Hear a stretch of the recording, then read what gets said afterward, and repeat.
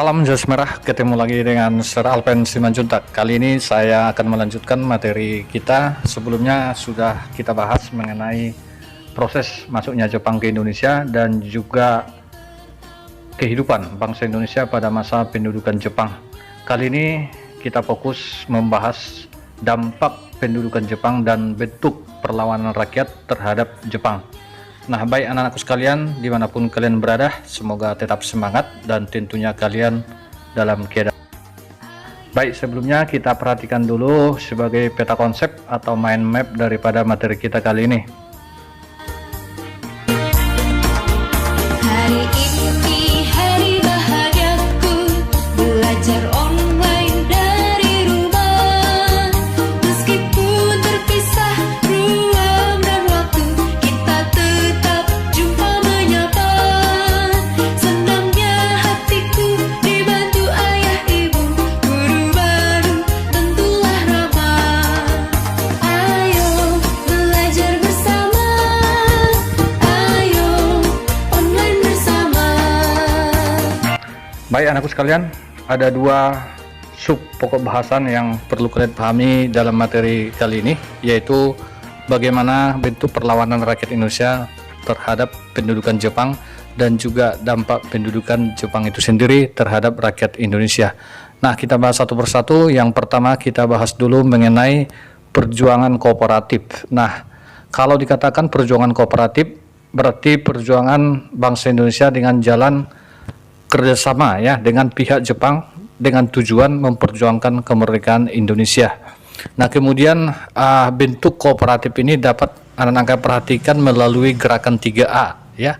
Gerakan 3A ini dibentuk oleh Jepang nantinya setelah membubarkan organisasi-organisasi nasional maupun organisasi politik yang ada di Indonesia. Artinya hanya organisasi bentukan Jepang yang boleh beroperasi ya. Nah, yang pertama ada gerakan 3A, ini dipimpin langsung oleh tokoh dari Indonesia yang bernama Mr. Syamsuddin.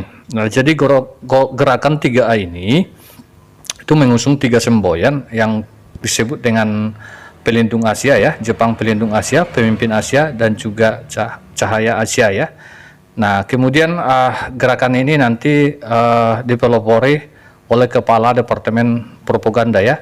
Artinya anakku sekalian, pada intinya bahwa gerakan 3A ini adalah untuk mengkampanyekan gerakan 3A tadi ya, untuk mengkampanyekannya kepada rakyat Indonesia.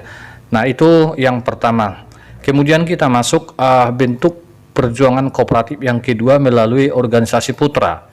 Nah, jadi anakku sekalian, yang pertama tadi gerakan 3A itu kemudian gagal ya, gagal untuk menarik simpati rakyat Indonesia, maka itu dibubarkan.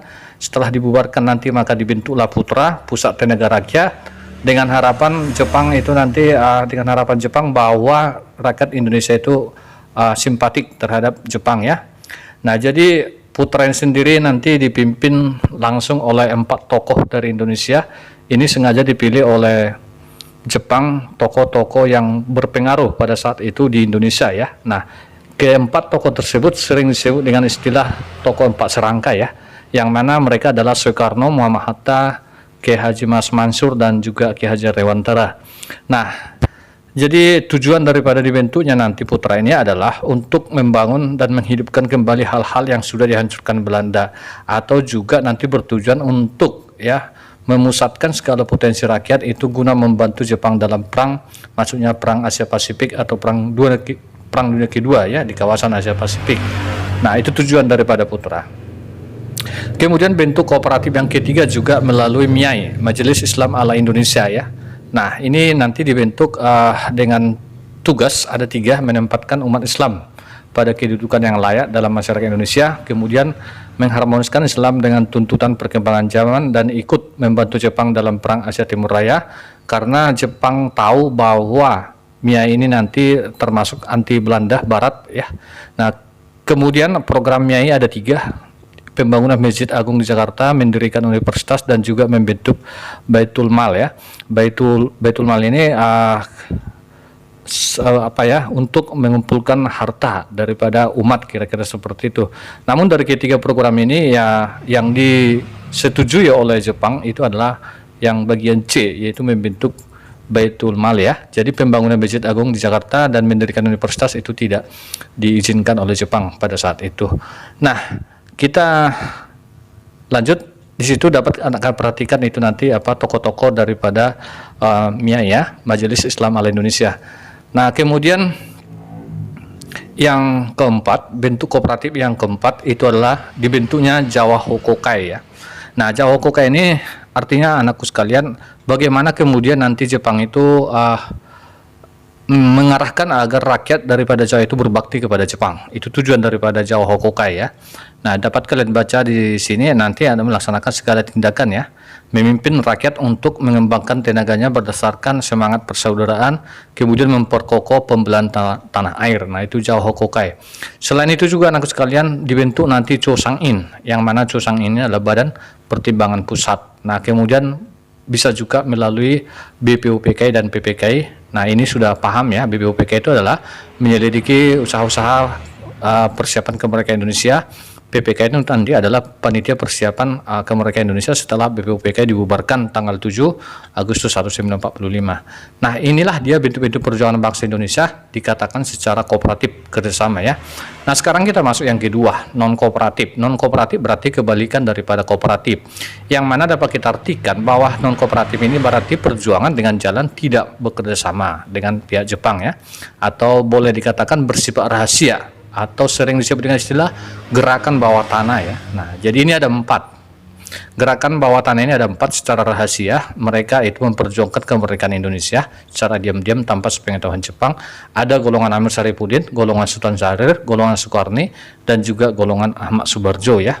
Nah, kemudian kita lanjut yang ketiga. Nah, bentuk perjuangan bangsa Indonesia yang ketiga, angkat senjata. Nah, angkat senjata di sini artinya adalah perjuangan dengan jalan melakukan perlawanan secara fisik ya, perang begitu ya. Nah, contohnya rakyat Aceh itu melakukan perlawanan terhadap Jepang secara kontak fisik, itu dipimpin oleh Tengku Abdul Jalil. Kemudian ada Singaparna Tasikmalaya itu Kiai Haji Jainal Mustafa. Selanjutnya Indramayu Jawa Barat ya, dipimpin oleh Hamad Rias, dan dipimpin Peta Blitar ya, dipimpin Supriyadi. Peta di Cilacap itu dipimpin Kuseri ya. Nah, yang mana yang tiga ini nanti kalau ditanya latar belakangnya apa? Nah, ini karena nanti rakyat menolak budaya upacara sekre ya. Nah, kemudian yang ini nanti karena menolak adanya Romusa, di mana rakyat Indonesia pada saat itu sangat menderita ya. Nah, itu dia. Kemudian kita masuk yang kedua, submateri yang kedua, dampak pendudukan Jepang. Nah, yang pertama kita bahas dampak pendudukan Jepang di bidang politik. Nah, yang pertama tentu dibubarkannya organisasi politik dan juga nasional ya, kecuali MIAI tadi. Nah, kemudian yang kedua, banyak tokoh nasional yang menduduki jabatan tinggi misalnya dalam pemerintahan yang ada di Jepang ya. Nah, seperti yang kita perhatikan tadi ada di bentuk yang namanya Putra ya. Nah, kemudian gerakan 3A. Yang kedua, banyak tokoh nasional yang menduduki jabatan ya. Yang ketiga, adanya kesempatan untuk merdeka nanti setelah Jepang itu kalah dalam Perang Dunia Kedua di tepatnya tanggal 14 Agustus 1945 ya, oleh pihak sekutu. Nah, kemudian kita lanjut di bidang sosial ekonomi. Nah, bidang sosial ekonomi tentu dampaknya itu yang pertama penderitaan rakyat akibat adanya Romusa ya. Nah, yang kedua kekurangan pakaian akibat pembatasan impor. Yang ketiga, ekonomi bertumpu pada kebutuhan perang begitu ya. Nah, kemudian kita lanjut anakku sekalian, setelah nanti dampak di bidang sosial ekonomi, kita membahas bidang pendidikan. Tentu di bidang pendidikan boleh dikatakan ada dampak positifnya. Yang pertama, tidak ada diskriminatif, semua golongan bisa sekolah. Bahkan bahasa Indonesia juga berkembang pesat karena dijadikan sebagai bahasa pengantar di sekolah-sekolah ya. Nah, itu bedanya dengan pendudukan Belanda. Nah, ini dia dokumentasi suasana sekolah rakyat pada masa pendudukan Jepang ya. Nah, kita lanjut di bidang militer. Tentu anak kami sudah paham bahwa pada masa Jepang itu dibentuk yang namanya militer dan semi militer, ada Heiho Peta ya. Nah, inilah nanti yang menjadi cikal bakal daripada tentara kita sebenarnya ya. Nah, baik, mungkin ini saja materi yang dapat saya sampaikan secara ringkas. Semoga anak-anak kami dapat memahaminya. Silakan ditambah referensi lain ya, dibaca buku-buku lain. Demikian dari Ustaz Alven, sampai ketemu.